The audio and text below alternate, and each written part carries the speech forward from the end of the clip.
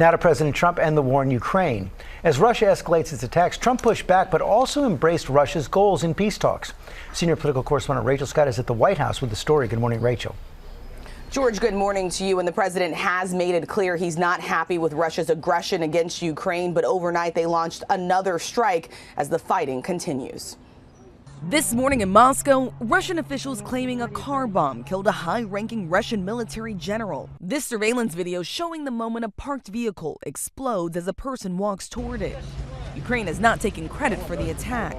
It comes as Russia launches another drone strike across Ukraine, just one day after targeting Kyiv and one of the deadliest attacks on the capital in months. President Trump posting on social media, "Vladimir, stop," urging him to get the peace deal done. I wasn't happy with it, and we're in the midst of talking peace, and missiles were fired, and I was not happy with it. President Trump has repeatedly said he could end the war on day one.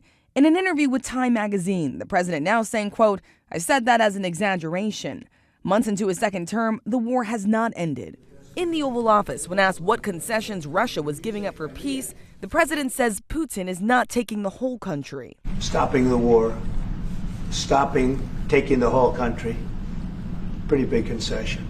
The Trump administration has put forward a peace proposal that would prohibit NATO membership for Ukraine and force Ukraine to give up land that Russia has seized since its invasion, in addition to giving up Crimea. The president telling Time, Crimea will stay with Russia, and Zelensky understands that, and everybody understands that it's been with them for a long time. But Ukrainian President Volodymyr Zelensky has rejected that idea and pushed back against the proposal, saying, "We will negotiate, we will not surrender." For the White House, it's an about-face from President Trump's first term, when his administration pledged that Crimea would remain a part of Ukraine. And before becoming Secretary of State, Marco Rubio spoke out about the danger of allowing Russia to keep Crimea. The president's special envoy to the Middle East, Steve Witkoff, is back in Russia meeting with Russian President Vladimir Putin. But again, George, this comes as Russia continues their aggression and their attacks against Ukraine. And Rachel, the president also in this trade war with China. China made a couple of moves overnight, but also said there's no talks.